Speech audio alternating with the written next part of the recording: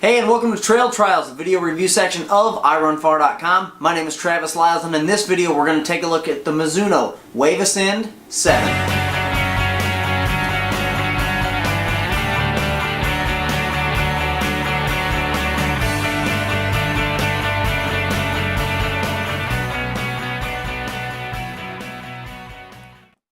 In its 7th iteration, the Mizuno Wave Ascend adds some really nice updates. What we're going to do now is get up close and personal. We'll take a look at the upper, the midsole, some of the new features and tread patterns here on the bottom, and then we'll come back at the end with some overall impressions. So let's start out by talking about the upper on the Mizuno Wave Ascend. Mizuno categorizes it as having a Dynamotion upper, which basically means there's a lot of things here in place to give you a good secure ride on your foot. Some of those things that you'll see right away are these bands that you're going to find on each side of the midfoot. These are in place. They're going to help you secure that shoe down. They're going to lock that forefoot in place and keep your foot from sliding around. And that was one of the features I really liked about this shoe, was I felt like it had a very good secure fit. So if you're on nasty terrain, if you're somewhere where, you know, off camber and you really want that foot locked in, this shoe did a nice job of it. However, even with that, you have a good open toe box, and a lot of times that's not the case. Good wide toe box and being mesh a lot on top lets those toes wiggle around, and no weird bands or anything like that over the top of your foot that might impede or pinch on your toes. Up front of the toe box, we have some overlays that you're going to see to really round out the toe area, and at the very tip or the apex we're going to have a hard piece of rubber to keep that real direct impact from taking too much of a hit on your toes. There's a mud guard all the way around the base of the shoe, meaning that mesh is not going to attach, though it does attach directly to the midsole. There's an overlay on top of it, which is going to add some structure that's going to keep your foot in a little bit better, and it's also going to give you a little more height stepping in puddles and those sort of things. But you do have a lot of mesh on this shoe. I ran a couple times with it in the rain and I felt like water could get out and it wasn't in there sloshing around. As we move around the shoe, you can just really see some more overlays. We have overlays along the upper laces that extend into the back, which give a nice tight sort of structure here that's going to help lock your foot in a lot better. And then up top, or around the back, you have a very standard heel. There is a heel cup in here. It is hard material, but a nice, comfortable, soft, almost stretchy, nylon-y feeling interior in here for your foot, hopefully keeping blisters and those kind of things from popping up. The laces are a little bit stretchy, which is nice, so they kind of bunch up on themselves, but they're not that sausage shoestring that we've seen before. On the inside, we do have a gusseted tongue, though it doesn't start or doesn't roll all the way up to the top. It goes roughly to where your tongue loop or lace is here in the middle. So we're gusseted all the way down, keeping the junk from getting inside.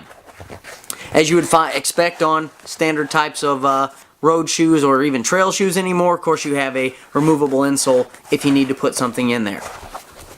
So let's move on to the midsole. The midsole, as you can see, is kind of one single color here. It's single density, but what Mizuno does differently than a lot of other shoe companies is they use this thing called the wave plate, and you can see that silver plastic here and on the other side. And the idea of the wave plate is, versus having a different chunk of foam in here that's harder, that's a more hard transition from one type of foam to the other, they use this wave plate that is varying densities based off of how much pronation control you want.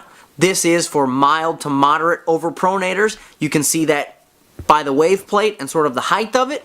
And then in the back here, if you look at the heel, you can see that it's thicker on the inside of the shoe than it is the outside, meaning that when you land, of course, if you were someone that overpronated, you'd be in here. This shoe, because of the stack height being taller, is going to push that over to the side.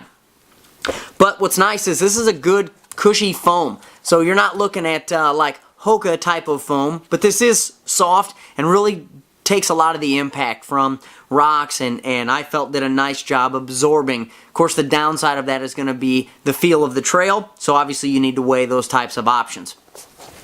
When we move to the bottom, this is where Mizuno really made some nice changes, I thought. They added in these really thick X's that extend from the toe all the way back in varying patterns. Those are going to give you a lot better traction, of course. And then on the outside or the perimeter of the shoe, you have some angled lugs, angling forward in the front and backwards in the back. These are two different types of densities. The black rubber is a harder compound, so that's probably going to last longer, and also it's in your hit points that you're going to have for your foot. And then the interior type of rubber is slightly smoother, not quite as dense. It's going to have a little bit more give to it when you're climbing and those kind of things, but it's not like super loose or anything like that, like a lug, like some lugs are.